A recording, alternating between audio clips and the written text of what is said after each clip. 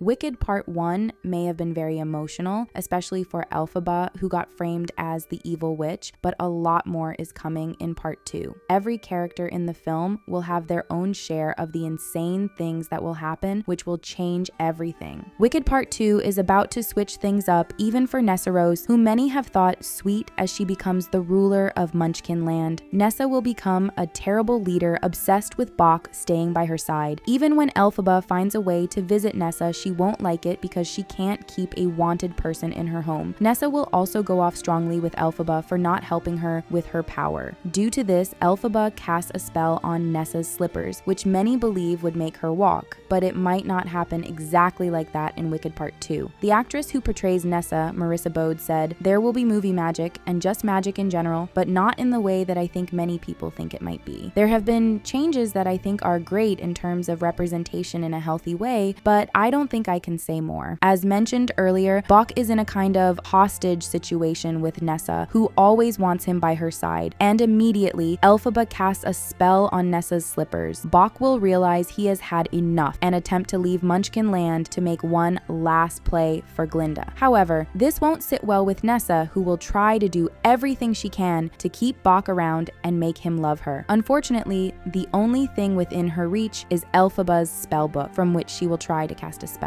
And because she has no experience with it, Nessa shrinks Bock's heart. Although Elphaba tries to come in and save Bock, he eventually turns into the Tin Man. At the end of Wicked Part 1, Glinda decides to stay with the wizard and Madame Morrible instead of following Elphaba, and that decision will continue to break Elphaba even more as she gets tagged the Wicked Witch of the West. In Part 1, we see how Elphaba tries to act strong but sadly gets super emotional when hurt. However, in Part 2, Elphaba will try to change her outfits to portray the evil lies they've said about her. Glinda will be part of the people making this narrative even more popular as she becomes close to the wizard and Madame Morrible. Everyone in Oz would believe the story that Elphaba is the Wicked Witch and even start singing "Save Us from the Wicked." They will also become convinced that Elphaba can be melted with water. While Elphaba won't turn completely into the villain every character believes she is, she will wear the Wicked Witch tag with pride by switching up her outfits, keep fighting for the rights of the animals, and still try to protect her loved ones. The crazy thing is that Glinda wouldn't be the only one working with the wizard and Madame Morrible in Part 2. Fiyero will join the wizard's guards as the captain, giving him the awkward responsibility of capturing Elphaba. And even though his heart is still with Elphaba, Madame Morrible will step in to try to show off Fiyero and Glinda as the most exciting couple in Oz and go about letting people know they are engaged even though none of it is true. But despite Glinda being conflicted between getting everything she has always wanted and Elphaba becoming an outcast, Fiyero won't lose himself the same way. Although not many people noticed, Fiyero was wearing blue contact lenses in the film, and there will definitely be more to why he has blue eyes in Part 2. The reason why we did that will become clear in the second film. Did you have piercing? Where did you I have had piercing blue eyes. In this? I did, yeah. I gotta see it again. Winky blue, some would say. And that brings us to another mind-blowing moment in Part 2, which will change everything. Elphaba and Fiyero reuniting. They meet when Elphaba goes to the Emerald City to see the wizard and persuade him to set his monkeys free. However, the wizard moves to agree, and Elphaba almost makes a deal with him until she sees the goat, Dr. Dillamond, in the cage, who can no longer speak or recognize Elphaba. With this happening, the wizard calls in his guards, including Fiyero, but he ends up leaving with Elphaba to sing, kiss, and look into each other's eyes. Disappointed that Fiyero has left with Elphaba, Glinda tries to bring her out so she can be captured by spreading a rumor that Nessa is in trouble. Glinda couldn't see her plans to the end due to a headache, and Madame Morrible took over by creating a tornado that brought Dorothy to Oz. However, the story keeps turning dark from here after Elphaba shows up at the scene to find Glinda and is very angry with her for giving out their family heirloom, Nessa's shoes, to Dorothy, and that leads to them both getting into a fight. At this point, Dorothy's flying house, caused by the tornado Madame Morrible had created, had already crushed Nessa. So, in an attempt for the guards to catch Elphaba, Fiyero stepped in to make her escape while he was captured. After all this has happened, Elphaba attempts to protect Fiyero by casting a spell on him, but she doesn't get it right and turns him into a scarecrow. With this result, Elphaba gives up on magic and stops trying to do good since people around her always get hurt. Part 2 keeps taking an exciting turn after Glinda visits the castle where Elphaba is holding Dorothy, who wants to get back Nessa's shoes that Glinda gave her. However, Elphaba knows the people won't give up on finding her until she passes away, so she decides to fake her demise by melting. It also helps that the people already believed in the rumor that water melts the witch. After planning it all out, she gives Glinda the Grimoire and tells her to keep the Wicked Witch myth going and continue doing her best to be good. That was why Glinda didn't attempt to change the narrative of the Wicked Witch at the beginning of part 1, as she sang and rejoiced with the people to celebrate Elphaba's demise. Elphaba also leaves behind her mom's green bottle and hat, which Glinda takes to Oz. However, a short trip to our Wicked playlist on YouTube will take you to learn a lot of exciting information about the movie. And it gets even crazier when you realize many of the plot lines in part 2 have been set up in part 1. When Elphaba first met with the wizard, he attended to her specially, looking into her eyes, and was glad she showed up, primarily due to what he needs Elphaba to achieve. But it's also because the wizard is Elphaba's dad. He was the man Elphaba's mom cheated with, and it will be one of the big reveals of Wicked Part 2. However, you will even be more surprised at how Glinda finds out, because when she takes the green bottle to Oz, the wizard will say, "Oops, that's mine." Then the wizard breaks down to the news of his daughter passing away, and Madame Morrible realizes that Elphaba got her powers from having parents from both worlds. This is followed by a crazy switch where Glinda arrests Madame Morrible, kicks out the Wizard of Oz, and takes control of Oz as Glinda the Good. In the end, love wins, with Fiyero and Elphaba escaping Oz and living together happily ever after without Glinda's knowledge. It gets better because a new character will join the film in part 2, and that's Dorothy, who will play a vital role in the movie. However, the actress who plays this role has been cast and filmed every scene required of her, but this is still a very well-kept secret meant to surprise the fans when she finally pops up. Fans are so excited to see the actress behind Dorothy, and they have speculated that it could be Alicia Weir, who played Matilda in the new Matilda the Musical. She has attended a lot of Wicked premieres. With all these fantastic love stories that show the world isn't just in black and white and that there's more to everything coming in Wicked Part 2, you should know there's also a fixed release date for when you can see everything on the screen and more. So Wicked Part 2 will hit the theaters on November 21st, 2025, and this is possible because Part 2 was filmed at the same time as Part 1. Both movies were filmed for over 160 days, and they could only get 10 days off, so it was a busy and demanding set as everyone involved gave their all to make the shooting of both films successful. Interestingly, there are other new songs that we will be listening to in Part 2, which changes everything. Also, many fans have been wondering why the two movies couldn't be compressed into one, and the director John Chu has a perfect answer. He said, "As we prepared this production over the last year, it became increasingly clear that it would be impossible to wrestle the story of Wicked into a single film without doing some real damage to it. As many fans have said, Wicked is fan fiction, and John is making sure the experience isn't rushed or cut short by including Part 2.